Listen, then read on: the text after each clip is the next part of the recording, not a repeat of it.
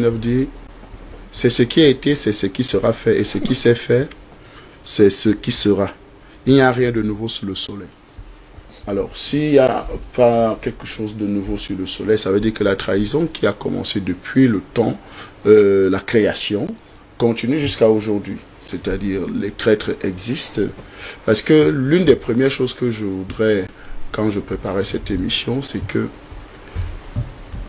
quand vous regardez la constitution du ciel, pour ceux qui lisent les Saintes Écritures comme moi, le ciel était bien organisé, c'est-à-dire Dieu était là, le Fils, le Saint-Esprit, l'archange Lucifer qui était là, qui est aujourd'hui Satan. Tous, il y avait une très bonne organisation. Et quand Lucifer a vu la louange et l'adoration, parce que c'était lui justement chargé de la louange et l'adoration, qui montait vers Dieu, il a dit, mais pourquoi cette gloire-là ne peut pas me revenir? C'est-à-dire, c'est moi qui conduis d'abord la louange et l'adoration, mais pourquoi c'est à Dieu que ça doit aller? Pourquoi ça ne peut pas me revenir, cette louange et adoration? Alors là, il s'est concerté avec plusieurs autres anges et archanges pour justement faire un coup à Dieu pour dire que, ok, c'est moi maintenant, Lucifer s'est proclamé Dieu et il faut que cette louange et cette adoration-là me soit rendue.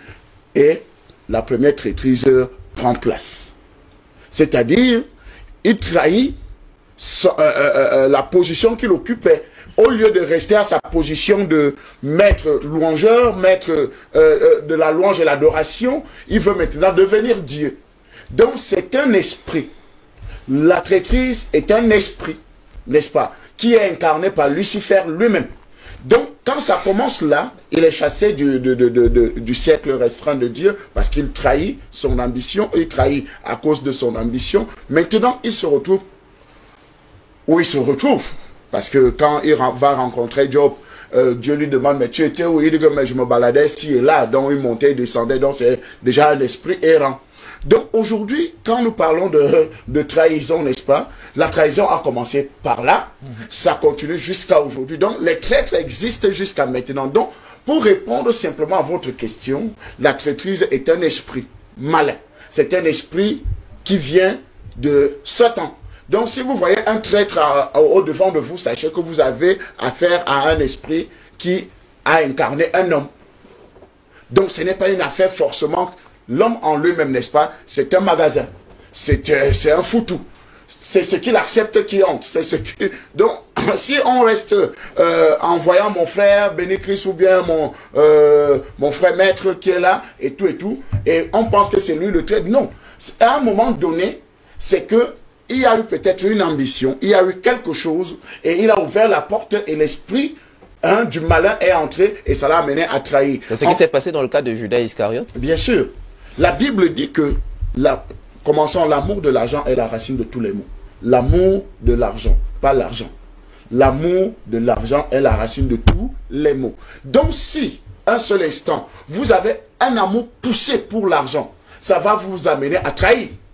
À trahir votre conjoint, à trahir vos amis, à trahir en fait toutes les personnes qui sont autour de vous parce que vous avez l'amour de l'argent. Donc, Judas Iscariote trahit Jésus à cause de l'amour de l'argent. Parce que la Bible dit que Judas volait même dans la caisse parce que Judas était le trésorier du ministère de Jésus. Judas volait déjà dans les réserves et la preuve en est que son ambition s'est vue, n'est-ce pas? Quand cette femme pécheresse est venue au pied de Jésus, a cassé le parfum le plus cher et lavé les pieds de Jésus, et Judas dit, oh non, Jésus, comment tu peux accepter des choses comme ça? Ce parfum-là, on pouvait le vendre et donner un peu d'argent aux pauvres. Est-ce que c'était parce que Judas avait l'ambition de donner l'argent aux pauvres qu'il l'a dit? Non, c'est parce qu'il a vu la quantité d'argent que ça pouvait entrer dans la caisse et qu'il pouvait détourner une bonne partie, n'est-ce pas, pour ses ambitions personnelles. Donc la trahison est venue à cause de l'amour de l'argent. Et l'amour de l'argent vient de qui? Vient encore de Satan. C'est un esprit. Donc c'est un esprit. Quand cet esprit vous anime, ce n'est que normal que vous devenez un traître. Un traître. Donc, si on vous comprend bien, le traître, en fait, n'est pas forcément méchant. C'est l'esprit, en ce moment, qui agit sur lui et qui... Oui, le traître n'est pas forcément méchant. En fait, la personne qui trahit, n'est-ce pas? La personne qui trahit n'est pas forcément méchant. Mais s'il ouvre la porte, parce que c'est pour ça que Jésus dit dans Apocalypse 3, le verset 20, je me tiens à la porte et je frappe. Si tu ouvres, j'entrerai, je souperai avec toi, avec moi. C'est comme ça aussi que l'esprit vient aussi, l'esprit démoniaque, n'est-ce pas, ou bien l'esprit du malin, vient cogner aussi à la porte de nos cœurs. Vous savez que l'homme, c'est son cœur. Si vous ouvrez votre cœur au malin, il va entrer et il va faire de vous un traître. Donc, c'est une question d'ouverture des portes de nos cœurs par rapport à nos ambitions, par rapport à nos envies, par rapport à nos désirs. Vous savez, pour devenir traître, pour trahir, par exemple, pour un couple, ou bien pour des personnes, il faut que votre cœur ait soupiré. En fait, quand votre cœur a vu quelque chose de beau, ou bien de bien de l'autre côté, tu dis, waouh, qui peut me donner cette envie-là? Et cette envie-là ouvre la porte à l'esprit de la traîtrise, ou bien de la trahison, pour trahir votre conjoint, parce que vous avez vu quelque chose qui vous a plu de l'autre côté. Et c'est ce qui s'est passé au jardin d'Éden, avec Ève, n'est-ce pas? La Bible dit que quand Satan a fini de causer avec Ève, il n'a pas donné le fruit à Ève, n'est-ce pas? Qu'est-ce qu'il a dit? Il a dit que si vous mangez de ce fruit-là, vous allez devenir comme Dieu, n'est-ce pas? Ève a vu, la Bible dit que Ève a vu que le fruit était beau. C'est là où elle a envoyé la main, à cause de la convoitise des yeux. Donc la traîtrise, elle a brisé la loi de Dieu, elle a trahi Dieu à cause de la vue, de ce qu'elle a vu. Et ses sens se sont réveillés, ses émotions se sont réveillées. Elle a dit, ok, donc je peux prendre ça à cause de la beauté. Ce n'est pas à cause du message, mais à cause de ce qu'elle a vu. Donc attention à ce que nous voyons. Merci Christelle Fanga, et ne vous en faites pas, ce n'est pas un cours de religion, mais on convoque toutes les intelligences pour comprendre le sujet de la traîtrise. Je voyais Maître Franklin accroché à vos lèvres littéralement. Alors, Docteur Prince, le mot trahison est un doublet étymologique. Dans un sens, il désigne l'abandon, tout simplement. Est-ce à dire, donc, si on s'en tenait à cette définition étymologique du mot, que la trahison n'est pas forcément une mauvaise chose? On peut abandonner, on peut s'écarter de quelqu'un qui ne nous inspire plus, on peut abandonner quelqu'un qui ne marche plus selon les aspirations qu'on veut. Est-ce que si on s'en tient justement à cette définition étymologique, on peut d'office et de fait dire que la trahison est une tare, est un poison? Bon, merci. Vraiment, la complexité de votre sujet nous appelle à la mesure, à la mesure, à beaucoup d'humilité dans ce que nous allons dire, à la tempérance. Vous voyez, la trahison, mais c'est difficile de le dire, mais on peut trahir pour la bonne cause. C'est difficile de le dire. Mais déjà, à la base, trahir, c'est abandonner ou livrer quelqu'un à qui l'on doit une fidélité. Vous voyez, c'est manquer à un engagement, manquer à une parole donnée, manquer à un devoir de solidarité. Donc c'est un manquement. Et pour parler de la trahison, il faut qu'il y ait d'abord un contrat à la base, une alliance, un consensus. On s'accorde pour quelque chose, pour des valeurs, parce qu'on peut trahir une patrie, un pays, on peut trahir une cause, comme on peut trahir une personne, en amitié ou en amour. Donc la trahison est un concept très varié qui s'applique à beaucoup de situations. Vous voyez, elle n'est pas, ce mot n'est pas circonscrit à un cas particulier. Il est très vaste. Vous voyez. Donc quand on trahit, ça veut dire qu'on a manqué à un devoir. Et quand vous regardez dans l'histoire de l'Afrique, je pense que nous y reviendrons peut-être lorsqu'on parlera des trahisons politiques. Bien sûr. Par exemple, vous verrez que à la base de nos sociétés, lorsque les colons sont arrivés, il y a eu beaucoup de trahisons, puisqu'on ne le dit pas assez. Beaucoup de chefferies ont trahi leur communauté. Parce que la plupart des razzias qui ont été menées, par exemple, par des arabo-musulmans, il faut le dire ainsi, qui entraient dans les villages, qui décimaient, qui attrapaient les gens pour les envoyer comme esclaves outre-mer, ils étaient souvent en connivence avec certaines chefferies, certaines figures africaines qui ont travaillé comme collabos pour y arriver. Donc c'était une forme de trahison. Mais là, on a trahi une communauté. Là, on a trahi un certain nombre de valeurs qui étaient établies. Mais nous avons vu cette situation dans l'histoire. Par exemple, on parlera des trahisons lorsque Mobutu a retourné sa veste contre Lumumba. C'est une forme de trahison. Nous l'avons vu aussi récemment avec Thomas Sankara. On reviendra justement sur ces cas. Nous y reviendrons. Donc, la trahison n'est pas un État. Non, la trahison n'est pas un État. Puisque même quand vous retournez dans la Bible pour emprunter les chemins de Fanga, vous allez trouver qu'on a dit l'homme n'est bon, mais la société les corrompt. Et il y a aussi un autre passage qui dit la mauvaise compagnie corrompt les bonnes mœurs. Donc, comme Maître Franklin l'a dit, l'homme peut naître bon, mais l'environnement dans lequel il évolue et les circonstances auxquelles il fait face peut déterminer son comportement à une période donnée de l'histoire. Voyez-vous? Donc la personne se détermine en fonction des circonstances auxquelles il est confronté. Ça peut créer une forme de trahison parce que tu peux te trahir toi-même. Je donne un exemple. Une personne qui a certaines valeurs s'est dit que moi, par exemple, je ne ferai pas ça. Je ne ferai pas ça. Mais poussé par une influence, tu arrives à commettre des choses que toi-même, au fond, tu avais dit que je ne le ferais pas. Donc, quelque part, tu t'es trahi toi-même. Donc, quand on parle de trahison, il ne faut pas seulement voir deux personnes ou des camps, on peut se trahir soi-même.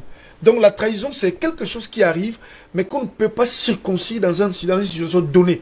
Les vastes, elle peut se manifester sous plusieurs angles et chaque personne, chaque être vivant, il n'y a pas des humains, à une période ou une autre de la vie, a toujours été confronté à ces phénomènes de trahison. À ce choix, trahir ou accomplir sa mission. Alors, dans Jules César, il y a une phrase qui porte beaucoup de courants politiques. Il est une marée montante, à s'y accrocher, elle mène à la providence. C'est une façon de dire que c'est maintenant ou jamais. Est-ce que si on s'en tient à cette phrase, justement, on peut en vouloir à quelqu'un, à tout être, de vouloir aspirer à quelque chose d'un peu plus grand que sa situation actuelle, même si les moyens qu'il emprunte ne sont pas toujours considérés par la société comme bien. Bonjour, patient. Et bienvenue. Et bienvenue. Oh, votre sujet, c'est un sujet vraiment extrêmement complexe. Hein? Très complexe parce que ça dépend de la position. De l'angle de vue. Le référentiel est tellement flexible. Oui, flexible que bon, c'est pour cela que j'aurais aimé qu'on essaie de le... Oui, on va le rétrécir. Pour l'instant, voilà. Nous sommes en périphérie. Hein. Nous sommes en périphérie. On va revenir parce que sinon, plus rétréci. Vous savez... on peut juger des saints et on peut condamner des saints et adouber des mécréants. Il peut mener à des débats d'ordre philosophique. Ah oui. Et c'est vraiment aussi puissant. Vous savez, il y a un courant de pensée aujourd'hui qui essaie de... J'embarque de pas de Fanga. On dit, s'il n'y avait pas eu Judas, Jésus n'aurait pas eu la gloire qu'il a eue. Si j'appartiens à cette école-là. Ah, voilà, Franklin appartient à cette école-là. J'appartiens à l'école de ceux qui pensent qu'il faut dire merci à Judas. Il a permis à Jésus d'être. Vous voyez? Et de s'accomplir. Ça, c'est un autre débat qu'on ne va pas faire ce matin, c'est clair. C'est pour ça que qu'est-ce que je le dis par là? J'ai l'impression que nous sommes dans un monde où le bien et le mal sont obligés de se côtoyer pour donner de la valeur à la vie. J'ai l'impression que nous sommes dans un monde où ceux qui sont fidèles à leurs engagements et ceux qui sont corrompus, qui ne respectent pas leurs engagements, il faut que ce binôme-là tienne toujours pour donner du relief et, j'allais dire, de la magie à la vie. Parce que sinon, c'est dans un monde parfait. Il faut ça. Il faut la nuit pour donner la consistance à la lumière. Et puis, le reste... il n'y aura pas d'effort à produire, il n'y aura pas de gladiateurs à naître, etc. Pour que la vie ait ce piment-là, il faut justement qu'il y ait cette difficulté. Serez-vous en train d'adouber la traîtrise? Non, je suis dans un débat d'ordre. Depuis que l'humanité existe, ces choses-là existent. Cette complexité-là existe, elle est comme ça. Et puis, on a tendance à penser que être dans une projection en termes d'organisation, en termes de groupe, en termes de défis personnels, cela veut dire qu'on va respecter de bout en bout tous les engagements qu'on s'est donnés. Il y a des moments, on est faible, on tombe. C'est la capacité de se relever c'est la chose la plus importante. Et c'est pour cela que dans le message christique, la chose la plus importante, c'est le pardon. C'est le pardon. Et on dit, tant qu'on vit, il ne faut jamais désespérer de l'homme. Pourquoi? Parce qu'on lui donne... C'est-à-dire que la vie lui tend toujours des perches pour qu'il puisse se rattraper. C'est à ce niveau que se pose le problème de la trahison. C'est-à-dire que quand quelqu'un trahit de manière radicale et n'est pas en capacité de se remettre en cause pour faire son mea culpa, c'est à ce moment que ça devient extrêmement compliqué. Mais tant que les êtres humains vivront, il y aura toujours des trahisons. C'est une certitude. Merci. Tant que nous allons vivre en société, il y aura toujours des trahisons. Maintenant, je pense que la trahison, comme la fidélité, ce sont des choix. Le problème, c'est de cultiver l'homme, c'est d'éduquer l'homme. C'est de l'amener à être en capacité de toujours respecter ses choix. Béni Christ parlait de se trahir soi-même. De s'en tenir à ces choix-là. Surtout quand ces choix-là mènent, par le biais des combats nobles, à des horizons vraiment qui dépassent notre propre égoïsme, nos propres, j'allais dire, réalisation, aspiration à la réalisation, etc., etc., mais qui jouent pour le bonheur du plus grand nombre. Il faut être capable de se sacrifier pour cette cause-là. D'accord. C'est pour ça que je pense sincèrement que ce qu'on constate dans nos sociétés, en Afrique, un peu partout, c'est l'absence de capacité de sacrifice. Parce que la vie est un don. La vie est un don. Nous n'avons pas fait un concours pour que Dieu nous crée. Eh bien, nous créons. Donc la vie est un don. Juste un liquide. Donc il faudrait aussi qu'en retour, nous soyons capables de faire de notre vie un don. D'accord. Au service de notre société, au service du prochain.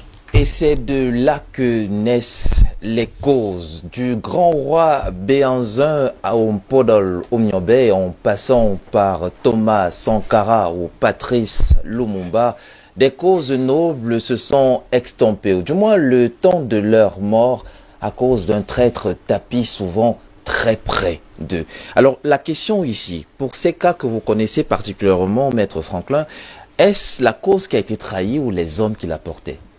On rappelle quand même que tous ces hommes sont morts. Comment peut-on créer de la dichotomie même dans ce champ-là? Cause et hommes vont ensemble. Les hommes portent des causes et les causes n'existent pas sans les hommes qui les portent. C'est-à-dire que si les hommes qui portent les causes meurent avec non, eux. il y a d'autres hommes pour reprendre ces causes et continuer le combat. Mais une cause sans homme pour la porter est vaine, autant que les hommes sans des causes nobles à mener, sans des combats nobles à mener, sont des airs, sont des âmes vives, mortes. Alors, je crois que, comme on l'a dit tout à l'heure, pour que ce soit clair dans l'esprit de ceux qui nous écoutent, la question de la traîtrise est une question délicate. Et tout à l'heure, quand le grand frère a pris la parole, on a parlé de référentiel. Il faut bien situer le référentiel dans lequel... Et on peut le bouger à n'importe quel moment. Parce que si on prend l'Afrique, si on prend la politique, d'accord, nous pouvons... Vous savez combien de personnes ont trahi Che Guevara et Castro? Vous savez combien de personnes Castro et Che Guevara ont trahi pour pouvoir mener à bien la cause qui était la leur dans ces pays-là, Argentine et Cuba? Ça a été une lutte terrible. Si vous prenez l'histoire de l'Afrique du Sud, pas très lointaine, vous verrez encore ça là-dedans. Mais il se trouve que ces personnes sont louées ou honnies, louées par les uns ou honnies par les autres, en fonction de ce que chacun attendait. Parce que quelquefois, la guerre a dérivé vers quelque chose de personnel. Et ceux qui étaient de l'école de l'approche individualiste du combat se sont sentis trahis par ceux qui ont tenu le bras collectif, le bras social, le bras national de la guerre et de la bataille. Et inversement, ceux qui tenaient le bras national de la bataille, ceux qui tenaient c'est-à-dire que l'idée de libération du peuple, ont estimé que ceux qui sont partis pour des questions personnelles les ont trahis. Donc vous voyez que dans un camp comme dans l'autre, chacun est légitime de parler, de penser à la trahison de l'autre camp. Justement, maintenant, parlons de la proximité du traître. Pour les cas d'espèce, Lumumba, Mobutu, Sankara, Compaoré, on a remarqué qu'ils sont quand même dans le secret des dieux de ces personnes qui trahissent. Comment ça? Qu'est-ce qui se passe dans leur esprit? Il y a un adage qui dit que il faut avoir vos amis près de vous et vos ennemis encore plus près. C'est-à-dire que ça vient toujours de très à côté. Quelqu'un qui n'est pas très à côté de vous ne peut pas vous trahir. D'ailleurs, vous ne ressentez pas comme une trahison le détachement de quelqu'un qui n'était pas très proche ou très lié. La trahison est d'autant plus importante que la personne qui trahit était proche de vous. Si quelqu'un qui est loin de vous, si quelqu'un qui n'est pas associé de façon très intime à votre cause, je vous donne un exemple, c'est bête, mais imaginons un homme marié dont la maîtresse lui fait une infidélité. C'est pas une cause, ça. Je ne sais pas si on se comprend. C'est-à-dire que vous êtes marié, mais il y en a qui et vous avez une maîtresse qui vous fait une infidélité. Ben, l'infidélité de votre maîtresse ne devrait pas être une cause. Enfin, ça ne devrait pas peser sur vous. Vous voyez, je ne sais pas si vous voyez le visage, je ne sais pas si vous voyez le visage, les visages sceptiques des panélistes. Il y a des gens alors, comme je suis d'accord. Je veux dire que c'est trivial. Je veux juste dire, dans l'absolu, le mariage, c'est un don de soi à l'autre qui ne devrait souffrir aucun regard à l'extérieur. C'est-à-dire que je réfléchis là dans l'absolu. D'accord? Je ne fais aucun procès au docteur Béni Christ ou bien à Parfait. Je ne fais aucun procès à personne. Je dis juste que... ça, c'est une provocation directe. Moi, je suis polygame. La polygamie, ça... Assumé. Donc, après... je disais que, ouais, dans l'absolu, il ne devrait pas avoir de problème parce qu'on ne perd pas ce qui ne nous appartient pas. Je ne sais pas si on se comprend. Ouais, on ne perd pas ce qui nous appartient. Quelque chose ne vous appartient pas, vous ne le perdez pas. Or,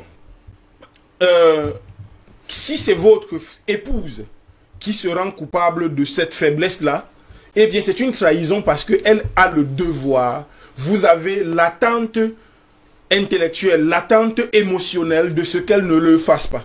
Donc, ce sont les personnes qui sont les plus proches de vous qui peuvent légitimement et durablement, profondément vous trahir. On a compris ça. Maintenant, on veut savoir qu'est-ce qui se passe dans leur esprit pour que ça en arrive là. C'est que ces personnes partagent avec vous une cause. Et que, comme je l'ai expliqué dans mon propos liminaire, la question du temps long et la question de l'ambition personnelle rentrent en ligne de compte. Lorsque Sankara et Compaoré se mettent dans le combat de libération pour la Haute-Volta qui deviendra le Burkina Faso, j'aime bien dire le pays des hommes intègres, c'est-à-dire que la cause est partagée. Il se trouve que l'ambition personnelle de Compaoré, couplée aux questions du temps long, c'est-à-dire que on commence à un moment donné, et Parfait l'a bien évoqué, à nourrir des ambitions personnelles. C'est-à-dire, bon, c'est lui qui prend la gloire, c'est lui qu'on voit, c'est de lui qu'on parle, parce que finalement, derrière nous travaillons, mais une seule personne doit porter le flambeau du combat qui est fait. On ne peut pas avoir une collégialité de président.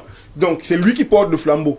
La question du temps long est bien, parce qu'on est en guerre, parce que la société nous offre, si vous prenez même le développement biblique, vous vous apercevez que Ève a vu la beauté du fruit parce que quelqu'un est venu lui dire, tu vois que le fruit là est beau. Il y a quelqu'un. Compaoré a reçu la visite des émissaires français qui sont venus lui dire, tu vois, nous on peut faire que tu le remplaces.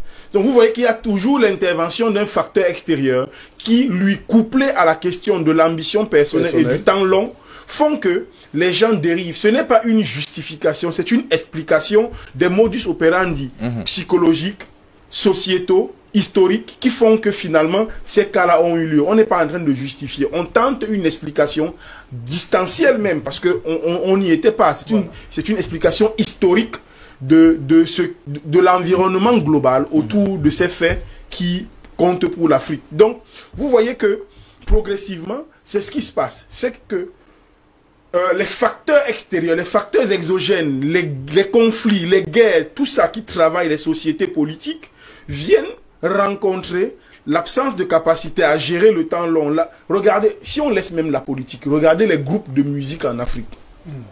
Moi, je parle de l'Afrique, pas que l'Europe soit différente, mais je connais un peu mieux les groupes. Si vous voyez les groupes qui ont survécu, c'est les groupes dans lesquels les gens ont tué leurs postulats personnels, leurs égos. Regardez le Magic System, par exemple.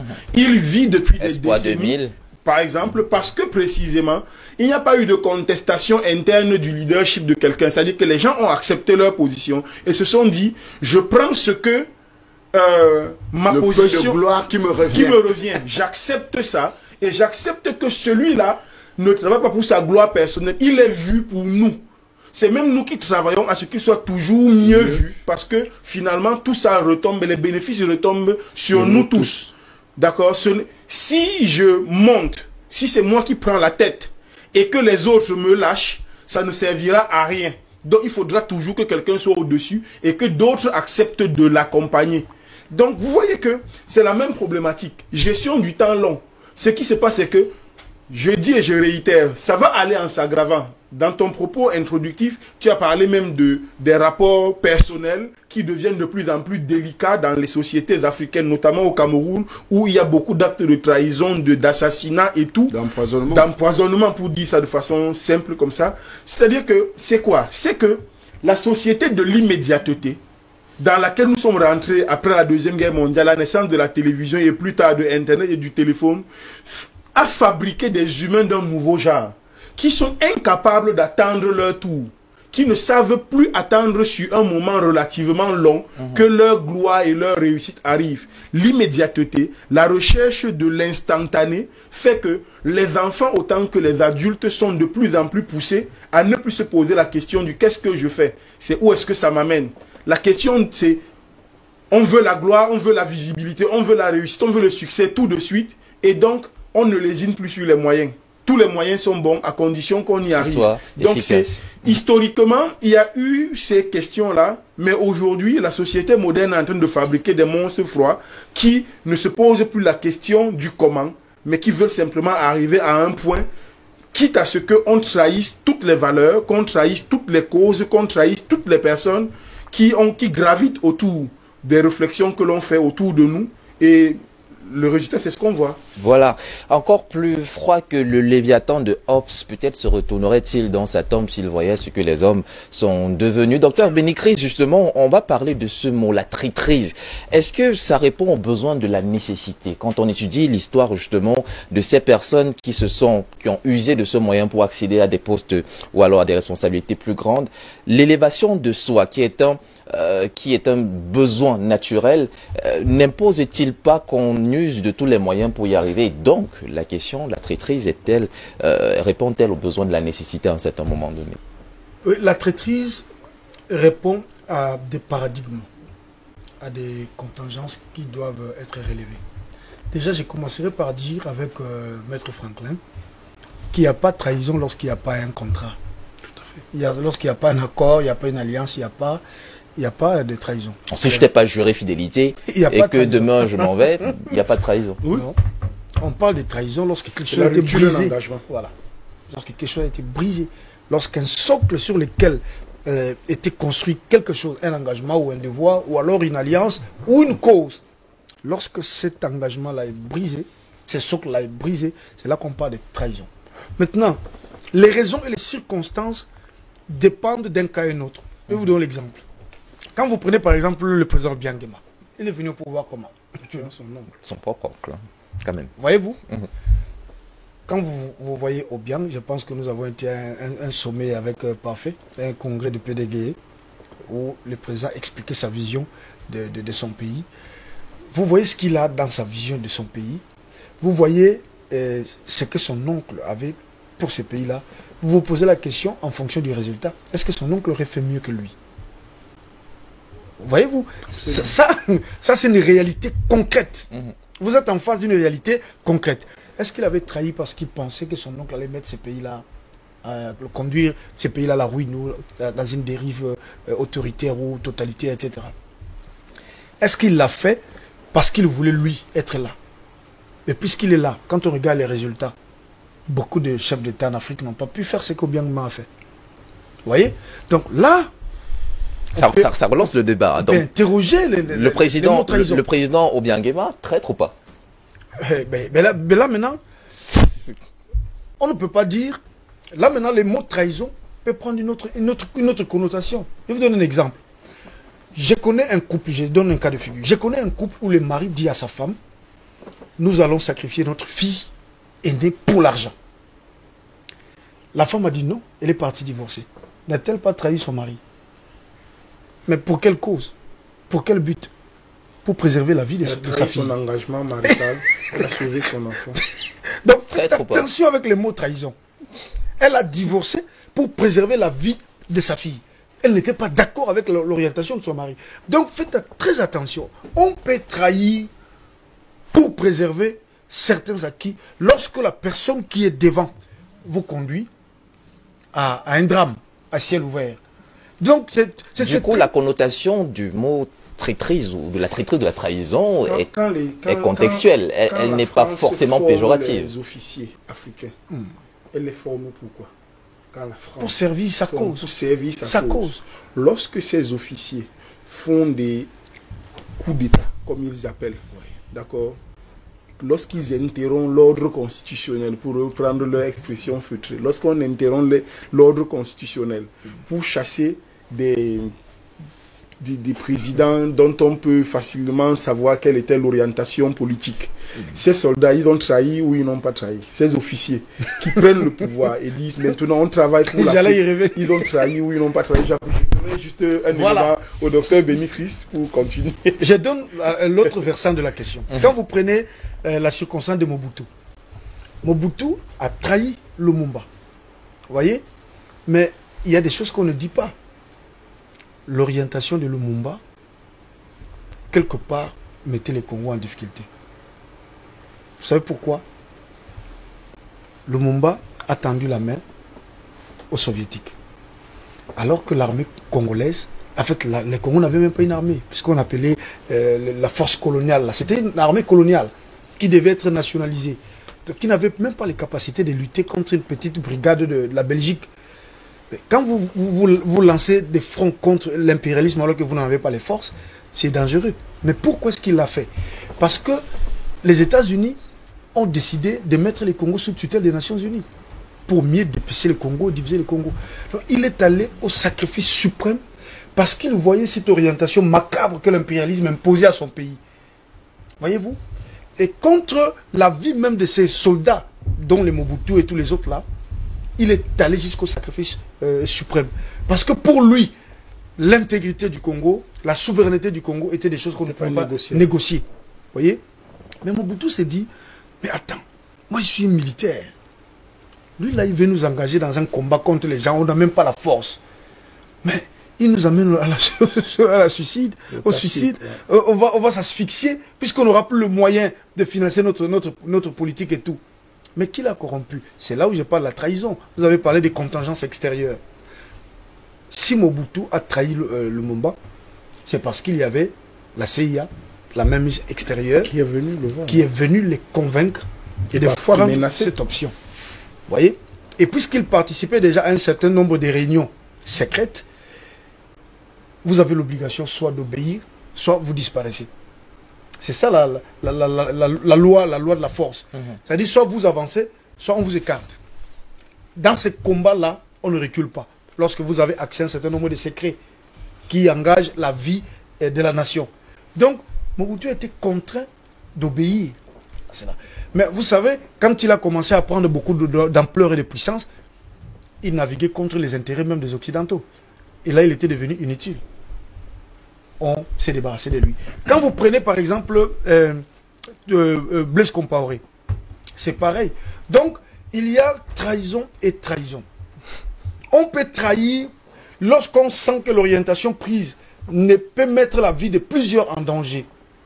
Mais certaines trahissent au contraire pour mettre la vie de plusieurs en danger. Voyez-vous? Mais qui décide donc de ça?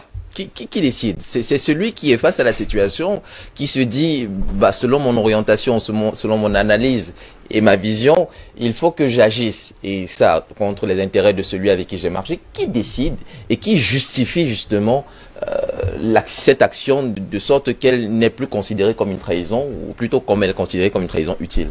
Qui? Prenons le cas d'un couple. Lorsqu'une femme trahit son mari, ça veut dire qu'elle a été poussée par un autre homme à l'extérieur. Prenons le cas typique d'un couple marié. Quand la femme a trahi son homme, elle trahit son homme avec qui? Avec un autre homme. Peut-être que c'est elle qui est allée voir l'homme. Hein. Voyez-vous? Non, qu'elle Aussi. aille ou pas, du coup, elle trahit que lorsqu'elle va voir un autre. Pareil pour l'homme. Si il trahit sa femme, c'est parce qu'il y a une autre femme à l'extérieur. Donc il y a toujours l'intrusion d'une autre entité que ce qui composait ces contrats ou cet accord ou cette alliance qui vient pour soi perturber l'ordre établi à son avantage et à votre détriment, ou alors quelqu'un de l'intérieur brise cela pour préserver un certain nombre d'acquis. Maintenant, quand on retourne sur le champ politique, l'orientation prise par les pères fondateurs de l'idéologie panafricaniste était de conquérir la souveraineté du continent africain. Mais c'était dangereux pour les impérialistes.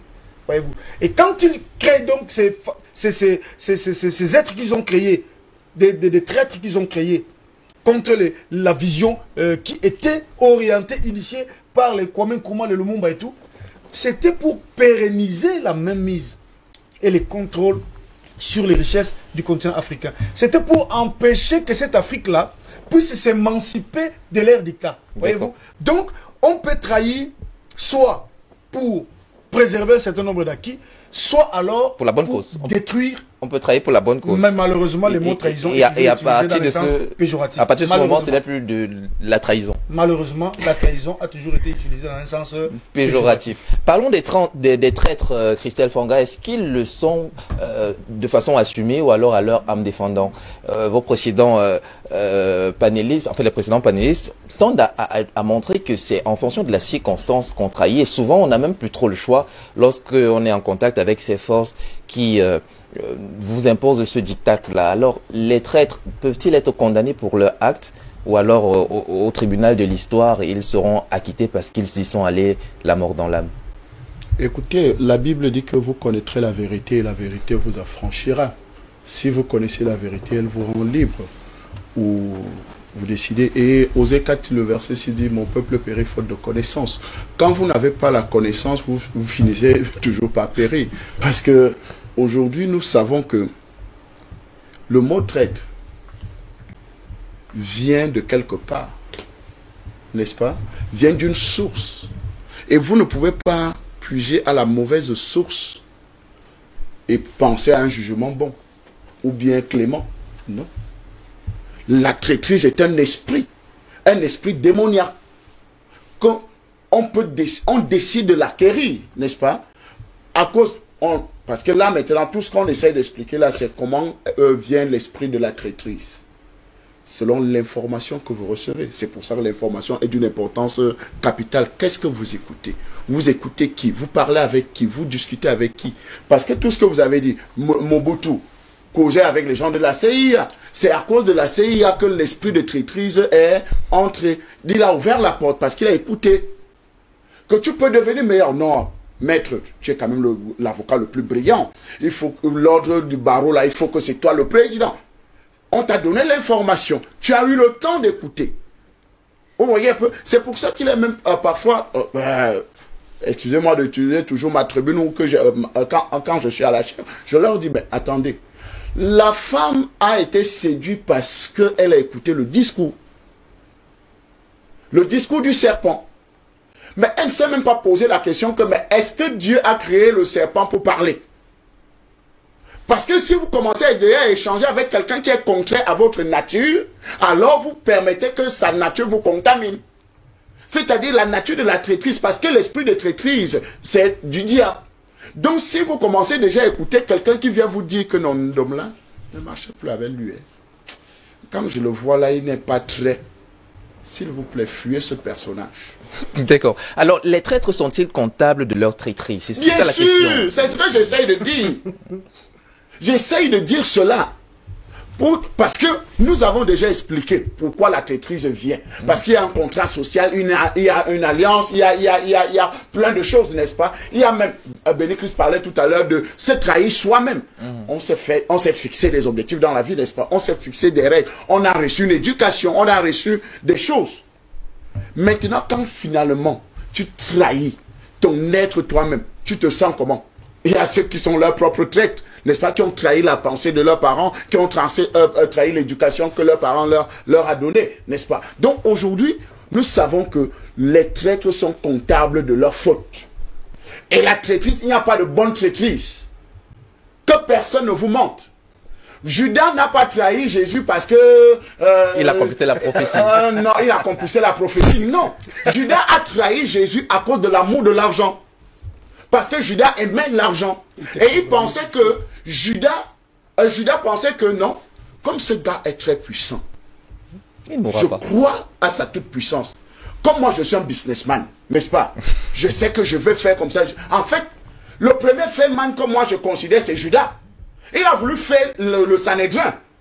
Il a voulu appliquer une technique de Otambolo. Vous connaissez Otambolo, non? Le noir perd, le rouge gagne. Et les 3 cartes posées sur la table. Donc il fait ça. Donc il savait que non, il devait faire le Sanhédrin. Et le Sanhédrin, qui savait déjà le plan et le projet, parce qu'ils avaient la bonne information. Mais comme l'esprit, et vous continuez, quand on continue à lire cette portion de l'écriture, vous suivez que l'esprit du malin entra en Judas. Donc c'est un esprit qui est entré en Judas pour apporter la trahison. Et Jésus lui dit, mais c'est par un baiser que tu trahis le maître. Vous comprenez un peu? Par le baiser que tu trahis le maître. Donc, l'esprit, la trahison est un esprit. Donc, il n'y a pas de bonne trahison. Traîtrise, bonne trahison. Non, et tous les traîtres sont coupables. Mais tous les traîtres sont coupables. On ne peut pas absoudre un traître. Non. Et ce qui nous a plongé dans la gadoue aujourd'hui, dans notre Afrique, c'est à cause des traîtres. C'est à cause des gens qui nous ont... Parce qu'il y a des millions de causes, n'est-ce pas? Mais la cause aujourd'hui des Africains, de nous les panafricanistes, aujourd'hui de DBS TV, c'est de dire que maintenant, cette Afrique-là n'est plus cette Afrique d'hier, où des gens étaient pro-France, ou bien on s'abreuvait à RFI, France 24. Non, nous, c'est la rupture. Parce qu'il ne faut pas oublier une chose. La traîtrise est différente d'une rupture. Hein? Vous comprenez? On peut rompre un contrat. Dans l'exemple de Dr Béni-Christ, où une femme décide de rompre son contrat avec son mari, ce n'est plus de la traîtrise, c'est ça? Non, ce n'est pas de la traîtrise. Merci, je voulais la précision. C'est rompre un contrat, n'est-ce pas? Donc, on accord. Parce que les choses ne vont plus dans la même direction du contrat initial. C'est-à-dire, si on s'est marié, par exemple, pour prendre le cas qu'il a pris, on s'est marié pour constituer une famille. Le mariage constitue la première institution, n'est-ce pas? C'est-à-dire, on va former une famille. Comment maintenant, à l'intérieur de cette famille que nous avons déjà constituée, toi, tu veux la détruire? Ça veut dire que c'est l'homme qui est le traître. Ce n'est pas la femme qui est le traître à ce moment-là. L'homme qui décide de sacrifier sa fille pour les besoins de leur épanouissement ou bien des finances et tout le reste. Non, la femme n'a pas trahi. La femme n'a pas trahi. Elle a juste rompu le contrat parce que l'homme n'a plus respecté les deals du contrat. Parce que quand même, il faut que la famille soit épanouie. Merci, il faut que la famille soit en paix. Merci Christelle Fanga. Alors, il y a un cas sur lequel on va revenir, le cas de la Guinée équatoriale aujourd'hui. Quand on voit des années plus tard ce que le président en a fait, on a presque envie d'oublier les moyens par lesquels il est arrivé au pouvoir. Donc, je vous repose la même question qu'à Christelle. Est-ce que vous pensez que les traîtres, ceux qui l'ont fait, en tout cas, parce qu'ils ont rompu un contrat, un serment, sont comptables de leur traîtrise et donc, forcément, par le fait, sont condamnables à tout point de vue? Est-ce que dans le cas de la Guinée équatoriale, c'est une traîtrise? Non. Ce n'est pas une traîtrise. Vous avez quelqu'un qui conduit très mal le pays, qui est devenu un dictateur, qui ne donne aucune liberté à son pays. Il a beau être votre père, votre oncle, il faut l'écarter de pouvoir, point. Pour donner un peu d'oxygène à son peuple. Et c'est ce que le président Obiang a fait. Donc, je vous ai dit que c'est un débat large et complexe. Il ne faut pas tout mélanger, sinon ça ne donne pas de... et la consistance que ce débat, par rapport au thème, à la thématique que vous-même vous avez proposée. C'est très intéressant. Parce que on va naviguer dans tous les eaux là. Et ça risque de ne, au sortir de ce débat, qu'on ne puisse pas retenir quelque chose de bien serré. Tu vous voyez. Bon, je vais s'arrêter un peu Christelle, pour dire que même dans le cas de Judas, il fallait quand même que les écritures s'accomplissent. Mais ça allait s'accomplir comment? Si le gars-là n'avait pas trahi. Si quelqu'un n'avait pas ouvert la porte... Non, mais il fallait quand même que les écritures s'accomplissent. Oui, donc il fallait que forcément, quelqu'un... Au moment où Jésus le choisit, il sait parce que celui-ci et toi-même, dans ton développement, tu as trop glissé. Hein, parce que tu as semblé dire que, bon, pour Judas, comme c'était un féman, il avait vu son maître faire les miracles de temps en temps. Oui. Donc ça veut que cette fois-ci encore, je peux frapper les gens là. Quand ils vont venir, mon maître va encore faire le miracle et puis l'affaire va échouer. Vous voyez, donc, ça veut dire que dans l'intention, dans son intention, selon ton explication, c'est une hypothèse que j'ai prise. Selon ton hypothèse, donc, dans son intention, c'est exactement ça. Judas n'a jamais pensé trahir Jésus. Vous voyez comment ça va dans Je vous ai dit que c'était un autre débat. Donc, revenons. Je dis que... Les traîtres sont-ils comptables de leur traîtrise? Oui, parce qu'il y a un contrat à la base. Ouais. Il y a un contrat, ça dit que, ils l'ont si bien expliqué. On ne trahit pas quelqu'un avec qui on n'a pas un contrat. On trahit quelqu'un avec qui on a un contrat.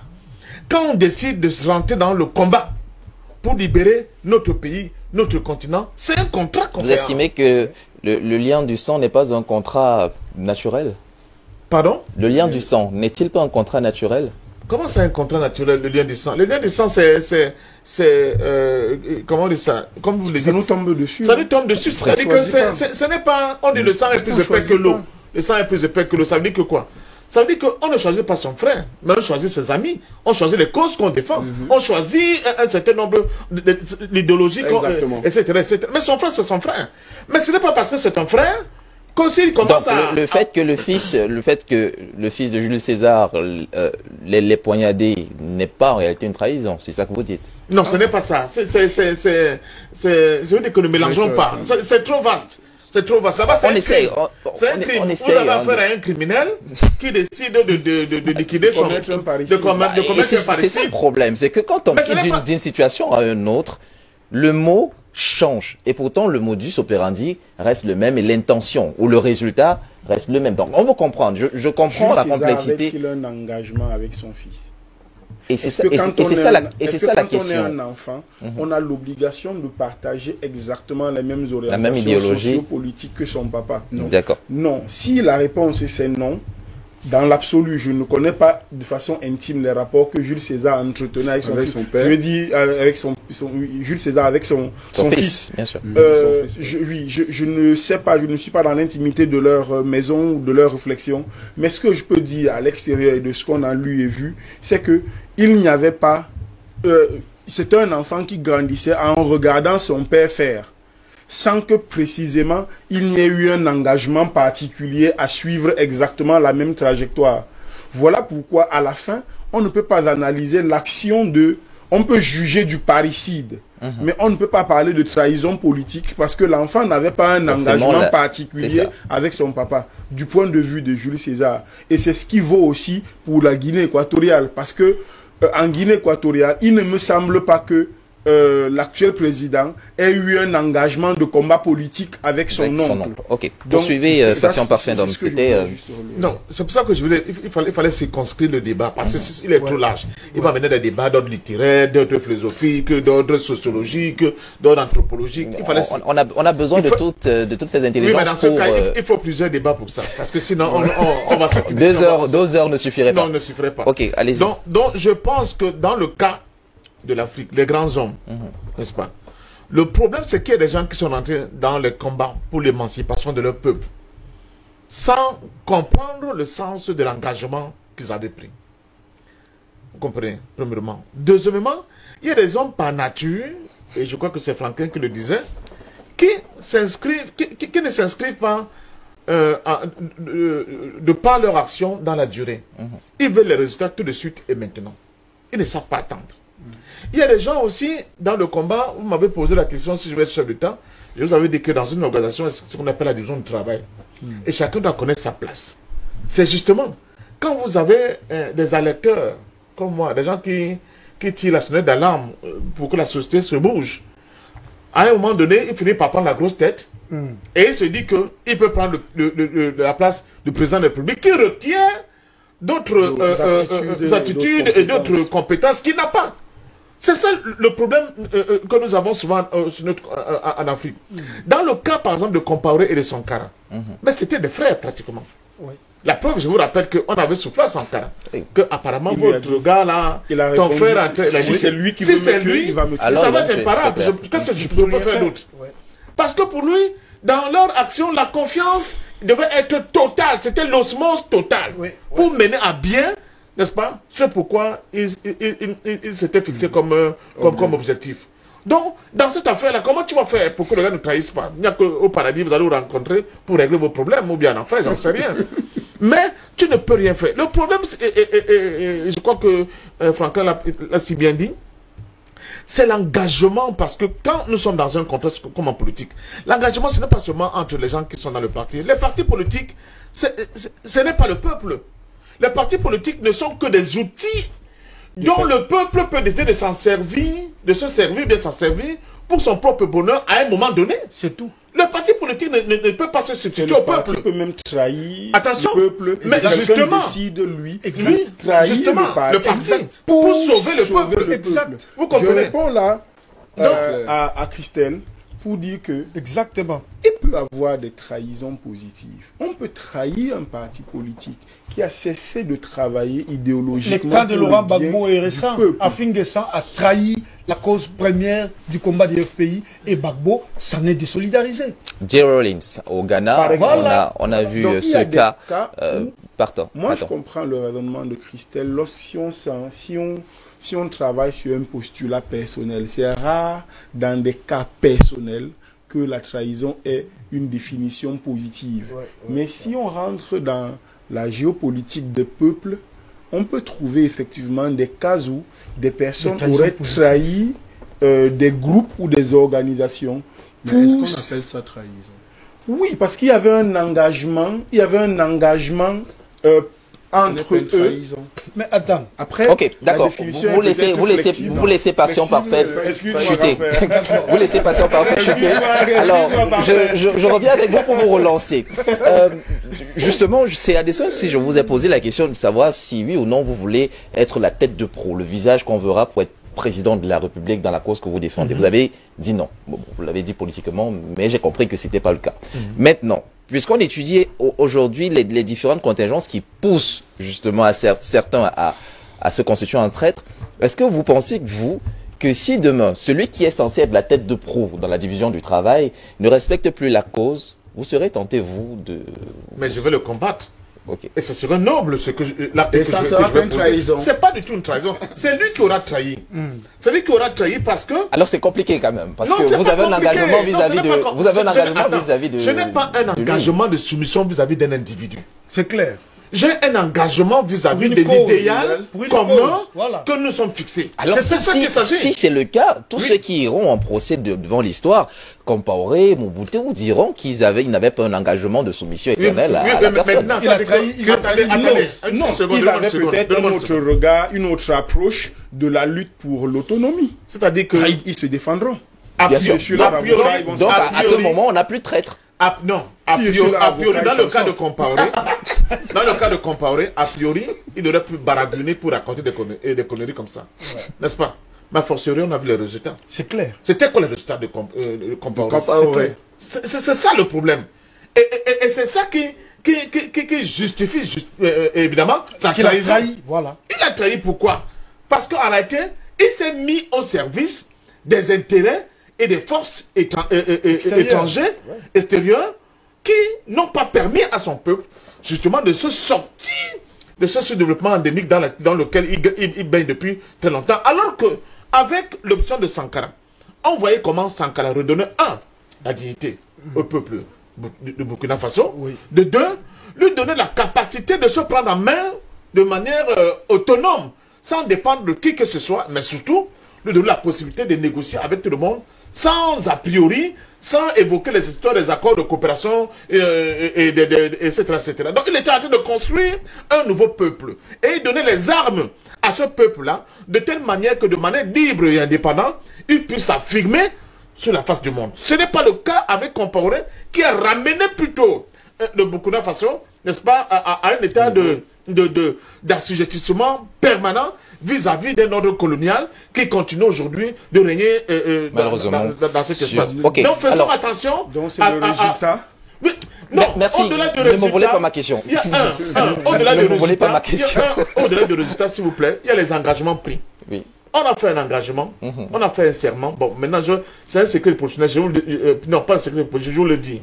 Quand on entrait, par exemple, à l'UPC, clandestine, on faisait un serment de ne pas trahir la cause nationale. Tous ceux qui sont rentrés un peu là sans serment, moi ça m'a mis, c'est pour ça que vous voyez les gens naviguer, ils vont à gauche, à droite, ils ne savent même pas où ils vont. Nous on faisait un serment.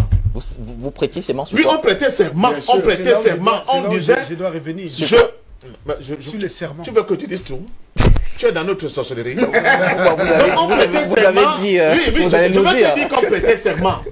Et dans toutes les sociétés qui se battent pour ce niveau-là, les gens prêtent toujours serment. Même les exhumeurs, dans nos villages, les gens prêtent serment. D'accord. Alors, je relance. Le mariage est une prestation de serment. Je relance et je commence avec vous. Je relance. S'il vous plaît, messieurs. Je relance. Et c'est une question que je vais poser à tous. S'il vous plaît, 1 minute pour répondre, Maxi. Qu'est-ce qu'un traître pour vous? Un traître, c'est celui qui trahit le serment, qui trahit l'engagement, qui trahit l'accord, qui trahit la cause pour laquelle il s'est dédié. C'est un traître. Un traître. Je partage la définition de parfait. Un traître? C'est quoi un traître? Un traître, c'est celui qui est animé par un esprit démoniaque. D'accord. On va prendre ça comme ça. Docteur Bellicris, un traître, c'est quoi pour vous? Les traîtres, dans le langage politique, est celui qui trahit une cause pour laquelle il a prêté serment. Merci. Je reviens donc avec vous pour cette question. À partir de quel moment on définit un traître? Il est traître au moment du fait ou après les résultats? Parfait. Parfait. Pas patient. Parce que ce serait tout comme. Ce serait tout comme. Parce que précisément, il y a, on l'a tous relevé ici, le sujet il est tellement plat qu'il peut laisser rentrer tous les aspects de la vie des humains. Et je crois que Christelle l'a très bien expliqué. L'existence de l'humanité est indissociable avec l'histoire de la trahison. Je crois que, et on le sait tous, si on se départit même des considérations d'ordre spirituel et religieuse, il n'y a qu'à regarder l'évolution des peuples pour savoir que l'homme est par nature ambitieux. Et que l'ambition fait que, à un moment ou à un autre, on peut, grâce à des contingences extérieures, se laisser aller à ne pas suivre le chemin que l'on s'était déterminé, à la fois pour soi-même, mais également pour les autres qui nous accompagnent de façon plus ou moins rapprochée. Je ne sais pas si on se comprend. Une fois que cela est dit, il faut considérer que la traîtrise n'attend pas le résultat de l'action. Si on attend le résultat de l'action, alors ce serait comme, ok, elle a volé, mais elle a volé pour donner à quelqu'un qui avait faim. Non, on a d'abord volé. La trahison, c'est au moment où on dénonce un engagement.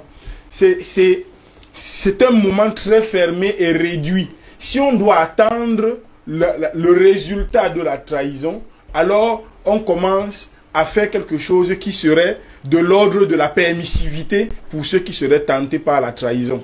Voilà pourquoi d'entrée de jeu, j'ai dit, il faut qu'il y ait un engagement. Mais encore, l'engagement qu'on prend n'est pas un engagement scellé à mort ou à vie. Je ne sais pas si on se comprend. Les contingences, les évolutions, si vous êtes dans un groupe politique et que c'est le groupe politique qui change, vous pouvez le trahir pour vous associer. Si le mot trahir est à sa place là dans cette décision. Je dis, désengagé. Je réitère. C'est ça la trahison. Un peu comme ce qui s'est passé avec Oufouet lorsqu'il a. Je réitère le RDA. Si vous êtes lié par un engagement à mener une cause, à mener une bataille, à faire grandir et jaillir une idée. Je ne sais pas si on se comprend. Vous êtes un groupe. Si c'est vous qui changez de fusil d'épaule alors que le groupe continue de mener sa bataille, eh bien, vous comprenez très bien que vous ne pouvez pas partir. Mais si c'est le groupe qui a changé, si c'est le groupe qui modifie, si dans le groupe, il y a une déstructuration de l'idée pour laquelle on était parti, eh bien, vous pouvez dénoncer cela, vous pouvez trahir cet engagement-là ou considérer, parce que, vous voyez, c'est extrêmement ambivalent. Vous pouvez considérer que le groupe a trahi la cause, moi je vais rejoindre le peuple.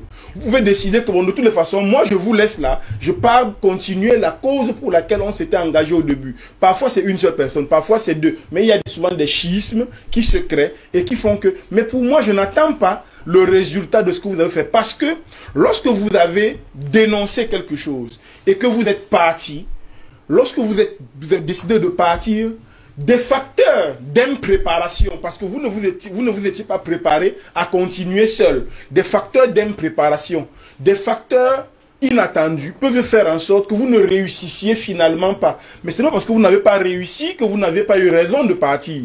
Et ce n'est pas parce que vous avez réussi à contrario que vous avez eu raison de partir. Il a trahi, mais il a réussi. Mais il a trahi quand même. C'est-à-dire qu'on peut trahir et on réussit. Parce que si on attend le résultat, c'est comme si ça annule la trahison. Non, la trahison reste, mais on réussit ce qu'on voulait faire. D'accord. Et c'est qui m'offre un pan pour vous demander, à vous, docteur Bénicris, donc il y a de bonnes trahisons. Oui, j'attendais même déjà la parole. Donc il y a de bonnes trahisons, tout compte fait. Puisque le mot trahison reste, de toute manière, il reste, donc il y a de bonnes trahisons. Je vais vous donner une illustration parfaite. Vous savez que nous qui avons grandi dans les sociétés archaïques, pour ne pas prendre la place d'Autochtones, mais nous avions connu quand même la période où il n'y avait pas d'électricité partout. On utilisait les batteries. Vous connaissez encore les batteries? Les batteries qu'on utilise même dans les moteurs de voiture, là, les voitures. Comment fonctionne une batterie? La batterie ne peut pas fonctionner sans la combinaison de deux charges. La charge positive et la charge négative. Donc, l'humanité, dans sa réalisation, participe des interactions entre les actions négatives et les actions positives. C'est là qui fait l'humanité. Parce que sans les deux charges combinées, vous n'aurez pas une décharge électrique. Vous n'en avez pas. Parce que vous avez omis ou écarté une charge. Donc, c'est de toutes ces participations-là qui concourent la vie. Maintenant, parlons de la trahison. Prenez encore un autre cas de figure. Quand vous prenez ce que Malcolm X appelait les esclaves de maison, les esclaves des champs. Nègres de maison et les nègres de maison et les nègres des champs. Est-ce qu'il y avait un contrat écrit pour ne pas se trahir? Non, il y avait un contrat moral. Du fait que vous avez été coupé de vos terres d'origine, vous avez été déporté. Vous avez subi toute forme de sévice. On vous a dénié droit à l'humanité. Ils étaient des choses devant le blanc. Donc, il y avait un contrat moral de solidarité entre eux. Mais par contre, les modes de vie auxquels ils étaient exposés a créé deux formes de classes à l'intérieur de ces groupes d'hommes qui étaient exclus. Il y avait donc ces nègres des champs qui étaient soumis à toute forme d'asservissement et des corvées. Leur vie était synonyme de corvée. Mais les esclaves de maison, par exemple... Et je vous prends au bon, parce que cette théorie de Malcolm X, on va revenir sur la traîtrise, parce que ça illustre bien. Oui. La théorie de Malcolm X sur les nègres de maison prête quand même à équivoque. C'est dire que ceux qui étaient à la maison n'étaient pas victimes de viol, par exemple, pour les filles, n'étaient pas victimes de sévices autres que ceux qui étaient dans les champs. C'est un peu comme si on réduisait le mal et le tort qui ont été créés à ceux qui étaient à la maison. Mais non, ce n'est même pas par rapport aux Blancs, c'est par rapport à eux-mêmes.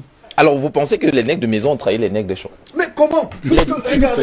Regardez, le nègre des champs, pour le nègre des champs, il ne fallait pas se déconnecter. Donc, parce que celui qui était dehors et qui était en train de labourer les champs de canne à sucre sous le soleil et sous les fouets du contremaître était pire logé que celui qui était à l'intérieur qui se faisait violer tous les soirs par... Tout s'est passé dans la tête du nègre. Le nègre de la maison n'avait pas la même perception que le nègre des champs. D'accord. Pour le nègre des champs, il était question de se libérer. Tout de suite et maintenant. Il faut se libérer, il faut arrêter cette forme de vie parce que ce n'était pas la vie auquel ils aspiraient. Maintenant, c'est lui qui était à la maison.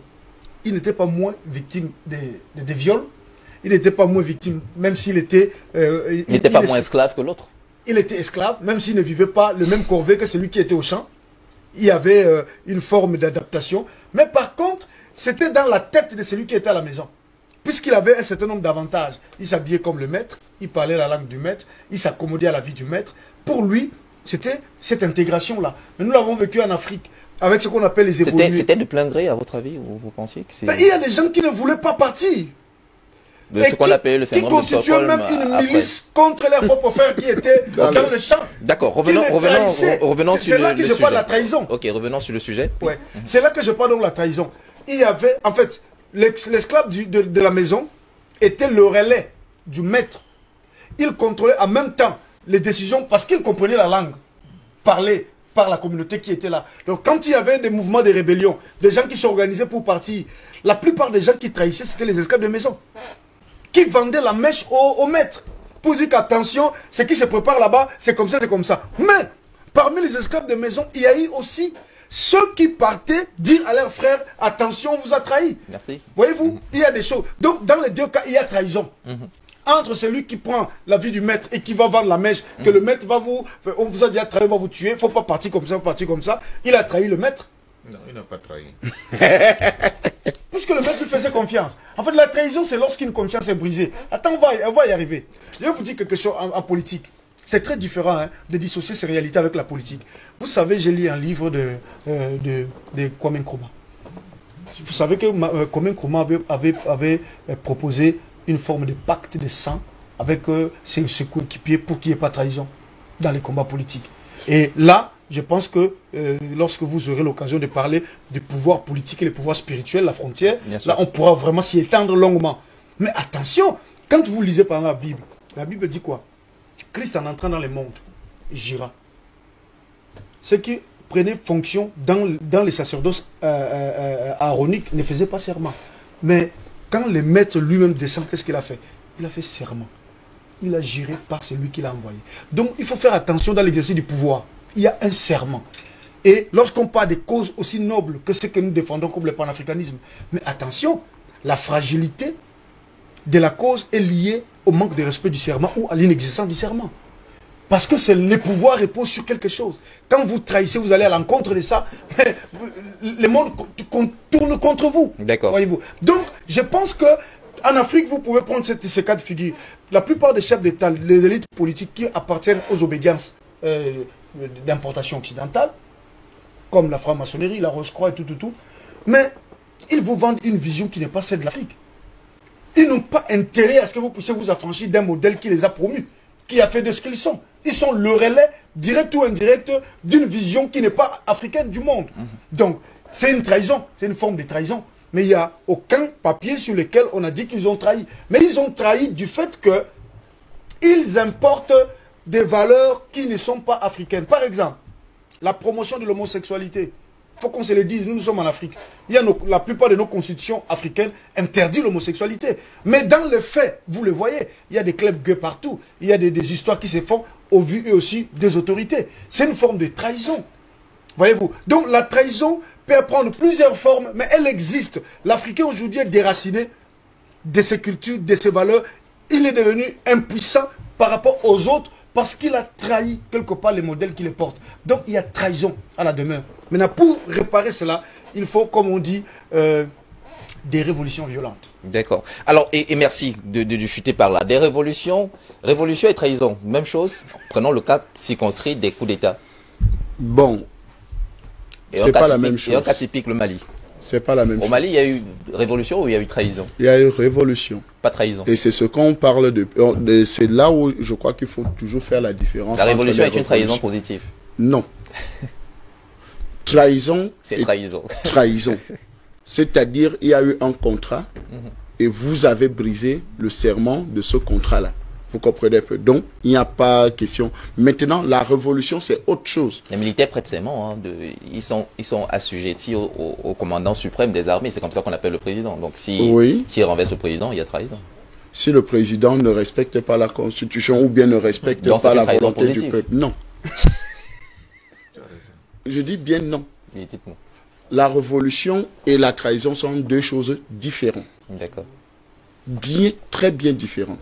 Donc, je vous ai dit première et de manière péremptoire, la trahison, un traître, c'est celui qui est animé par un esprit démoniaque. Et par le fait est mauvais. Donc, si tu es animé par un esprit démoniaque, ça veut dire que il te faut la délivrance pour que tu redeviennes un homme normal. Et c'est pour ça que nos sociétés sont aujourd'hui, la société africaine est justement plongée parce qu'en réalité, il y a des gens qui ont ouvert leur cœur à des esprits démoniaques et qui n'ont pas permis que notre société puisse avoir le meilleur. Parce qu'aujourd'hui, quand on parle de trahison ou bien de traite, nous savons tous qu'il faut d'abord un contrat. Il peut avoir un contrat écrit et non. Ouais. Il peut avoir un contrat comme ça à cause de la société à laquelle nous appartenons. Il y a un contrat de vie qui nous permet qu'on doit vivre un engagement moral, qu'on doit vivre ensemble comme ça. Et celui qui vient trahir là, parce qu'il y a quelqu'un qui va vouloir dévier l'ordre du contrat moral que nous avons signé tous, de manière consciente ou inconsciente. Vous voyez un peu qu'on signe, on dit bon ok, 10 billets ce matin par exemple, vous savez qu'on nous appelle même quelque part des traîtres. Nous ne sommes pas des traîtres. Mais il faut dire des choses réelles, n'est-ce pas? On nous appelle quelque part des traîtres parce que nous continuons à faire ce qu'il y a lieu de faire. Alors que le combat panafricaniste a besoin de tous ses fils et de tous les éléments pour continuer à avancer. Et là, parfait l'a dit, nous n'avons pas un contrat avec un individu, mais avec une cause. Une cause. Vous comprenez un peu? Donc, maintenant, la cause commune, c'est quoi? C'est que l'Afrique doit être libérée. Qu'est-ce qu'il faut que l'Afrique soit libre, totalement libre? Il faut des chaînes d'IBS matin, il faut des débats matinales, il faut des hommes et des femmes qui sont au quotidien, qui se lèvent au quotidien pour venir dire que la France, l'Angleterre, les États-Unis ne nous veulent pas du bien. Vous ne pouvez pas nous considérer que l'Afrique unie est plus forte. Vous ne pouvez pas nous considérer comme des traîtres. Vous comprenez un peu? Maintenant. Donc, besoin de révolutionnaires, pas de traîtres. On a besoin des révolutionnaires. D'accord. Et c'est pour ça que tous ceux que vous citez là, on sont des révolutionnaires. Sankara est un révolutionnaire. Che Guevara, c'est un révolutionnaire. Malcolm X, Oumiobe, c'est des révolutionnaires parce qu'il y avait un ordre, n'est-ce pas? Un ordre malsain. Parce qu'il faut le préciser. Il y a un ordre malsain établi.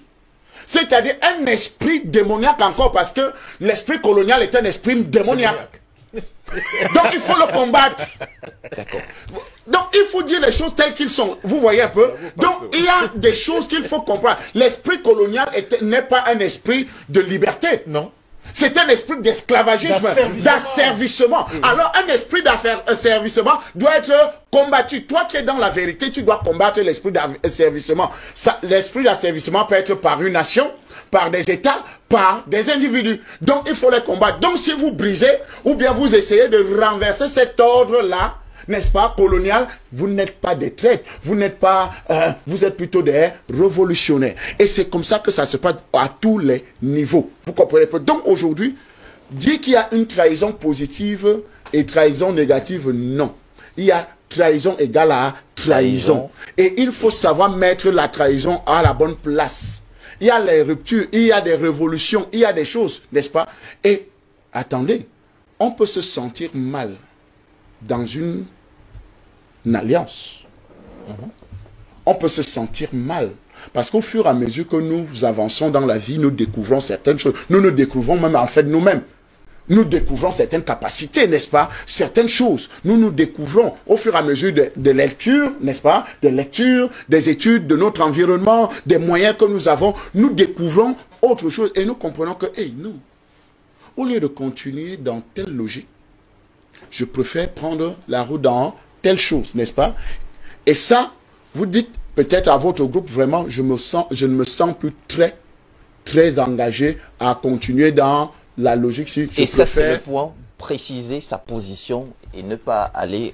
ce n'est pas de la traîtrise, n'est-ce pas? Merci Christelle Fanga. Des révolutionnaires, on en a besoin. Et des révolutionnaires, il y en a déjà en Afrique.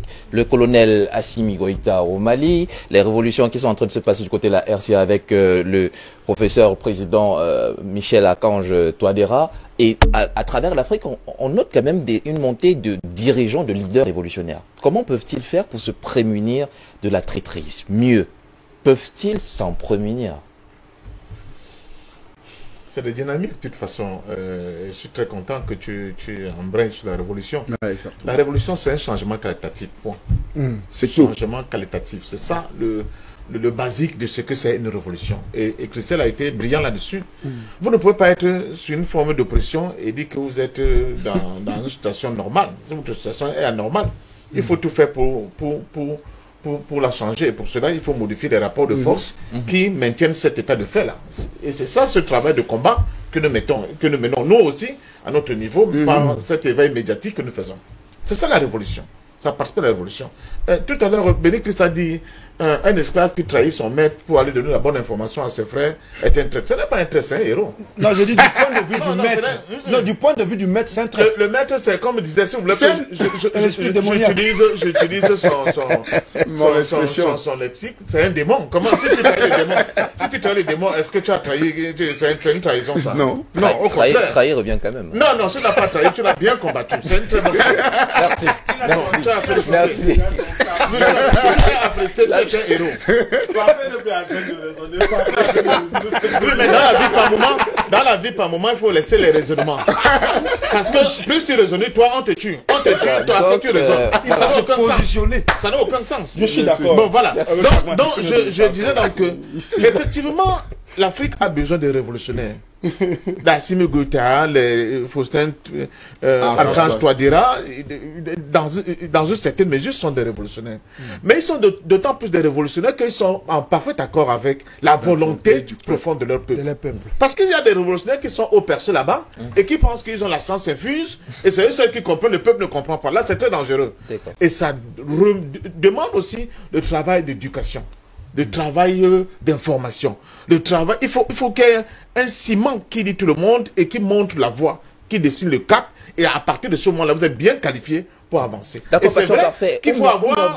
avec des politiques sociales assez intéressantes, il a rassemblé des peuples à travers le Cameroun, pas seulement de sa zone ethnique. Sankara, même chose, mais ils ont été trahis. Donc la question c'est, est-ce que ces révolutionnaires-là d'aujourd'hui peuvent se prémunir des trahisons? J'ai déjà répondu à cette question sur le plateau. Je pense même que je fais avec vous. Je dis, la question de comment on peut faire pour se débarrasser des traites, c'est une question qu'on ne peut pas régler de manière... C'est-à-dire qu'il n'y a pas de risque zéro.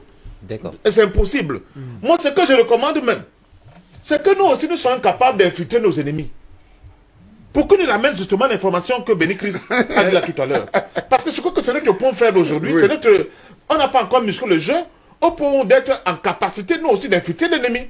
Vous ne pouvez pas combattre quelqu'un qui est aussi robuste, qui est aussi dangereux, sans avoir cette intelligence qui vous permet d'anticiper sur les actions qu'il veut mener contre vous.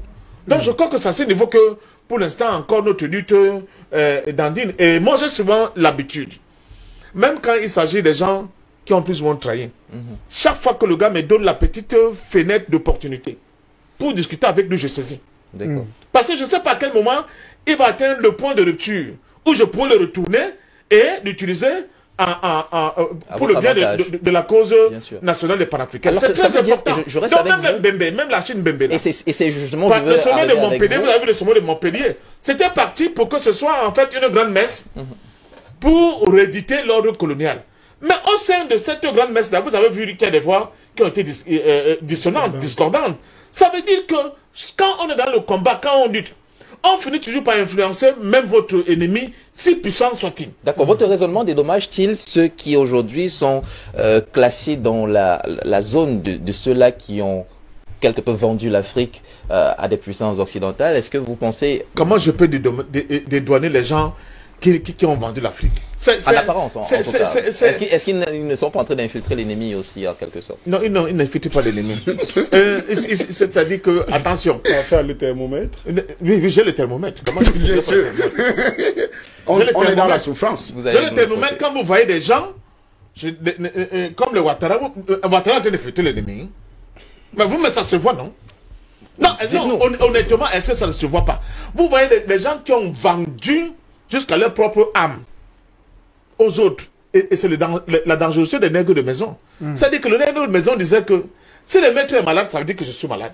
Si le maître a faim, ça veut dire que j'ai faim.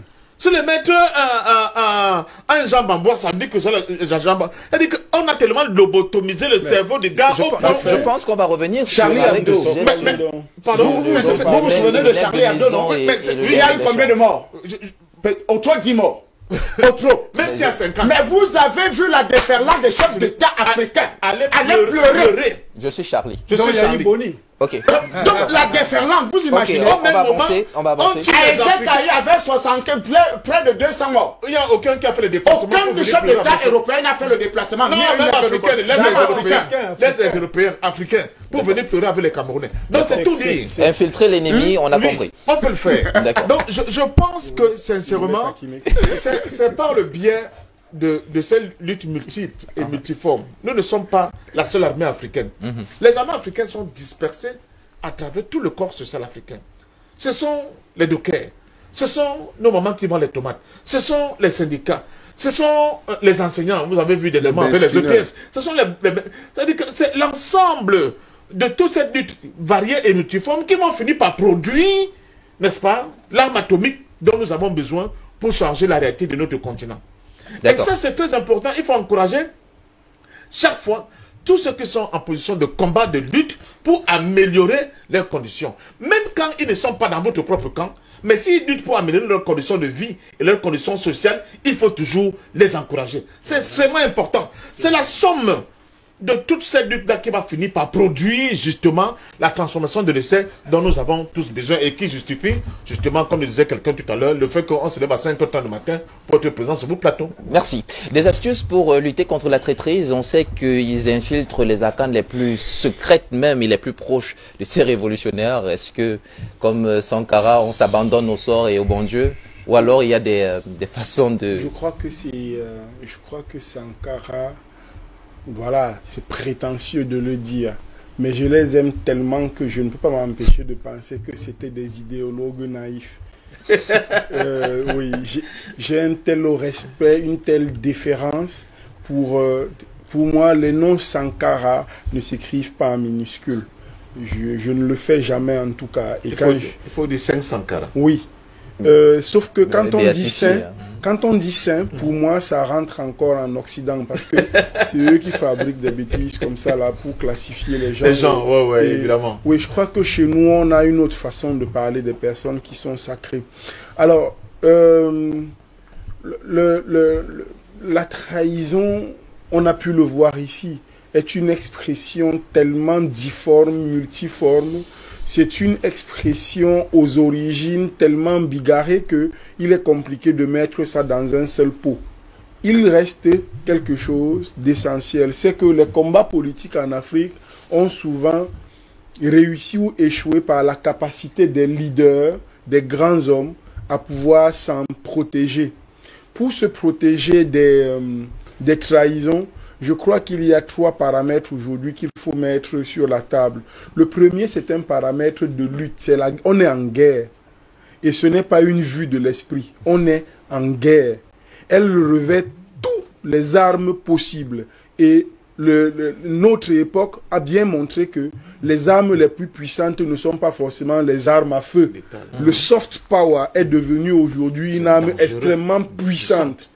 Extrêmement puissante. J'ai l'habitude de dire pendant les formations que depuis la fin de la Deuxième Guerre mondiale, la télévision et le téléphone sont les armes les plus puissantes qui aient été créées. Elles fabriquent aujourd'hui des êtres vivants qui sont des morts. C'est-à-dire que, qu'est-ce que les Occidentaux font? Ils s'organisent pour que, ils se sont dit, après la Deuxième Guerre mondiale, on a tué 45 millions de personnes. On a cassé beaucoup de choses. Cela a eu pour effet de nous donner le contrôle du monde, certes, mais on a perdu en termes de consommation. On a reculé technologiquement, il fallait reconstruire trop de choses. Et puis, on a tué les gens, ce sont les humains qui consomment.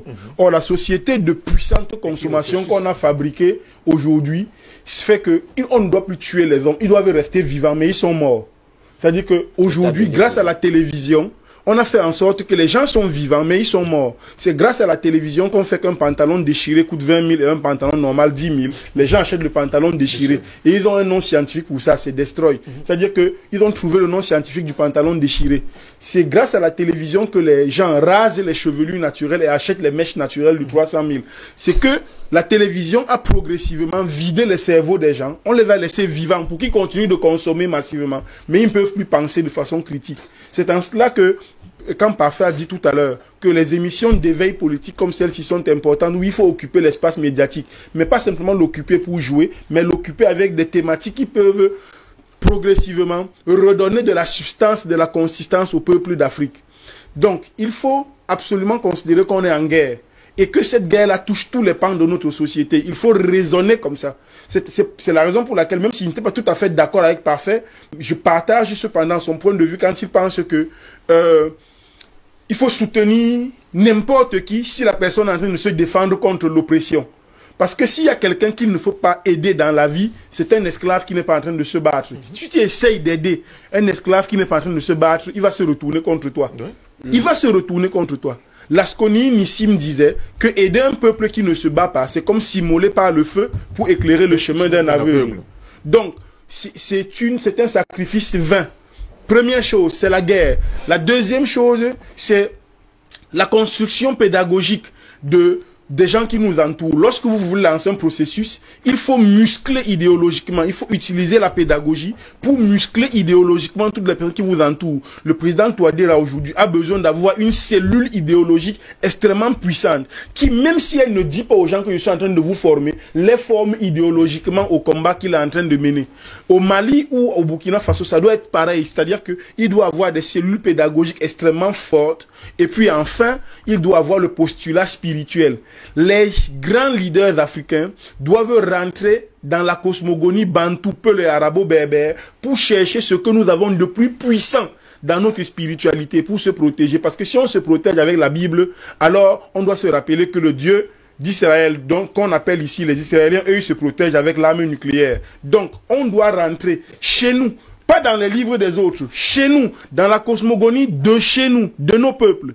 Chercher les outils de puissance spirituelle pour encadrer l'ensemble de tout ce que nous faisons. Voilà, parce que sinon, on serait en train de parler le langage des autres. Pour faire de ce peuple un peuple de convaincus et non un peuple de vaincus, ainsi le voulait Sankara pour la révolution démocratique populaire. En quelques minutes seulement, messieurs, je vous passe la parole à vous deux. Alors, puisque des traîtres, il y en aura toujours, aussi vrai que le soleil se lève à l'est et se couche à l'ouest, que devrait-on faire? Les révolutions sont-elles donc mortes dans l'œuf parce qu'il y aura toujours quelqu'un pour les combattre?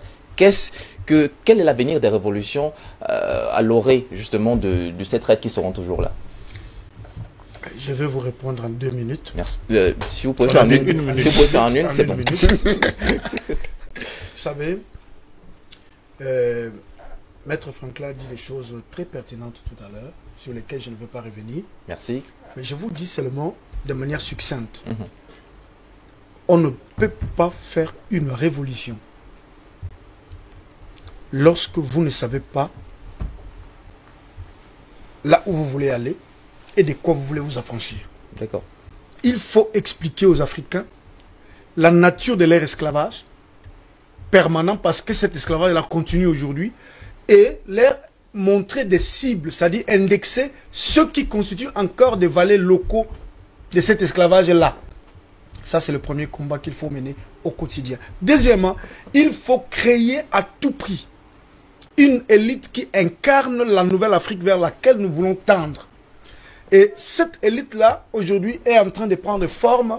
Et nous, les panafricanistes, nous poussons encore la machine de plus en plus haut, de manière à ce que nous puissions hâter donc cet avènement-là de la libération de l'Afrique. Il faut savoir que aucun peuple ne viendra, d'ailleurs, pour nous libérer, parce que ceux qui sont venus, d'ailleurs, ils sont venus justement pour piller, pour se remplir les poches et pour donc nous vider. Donc, je crois, pour finir, c'est que on aura toujours des traîtres. Qu'on ne vous trompe pas. On aura toujours des traîtres aussi longtemps que l'homme aura des intérêts personnels. Il y aura toujours des traîtres aussi longtemps qu'il y aura ce que vous appelez ici au Cameroun les mangements. Il y aura toujours des traites, mais là n'est pas le problème. Le problème, quand, comme le dit un proverbe Bakongo, quand vous traversez une rivière ou un lac ou un fleuve, ne vous posez pas la question s'il y aura des vagues ou pas.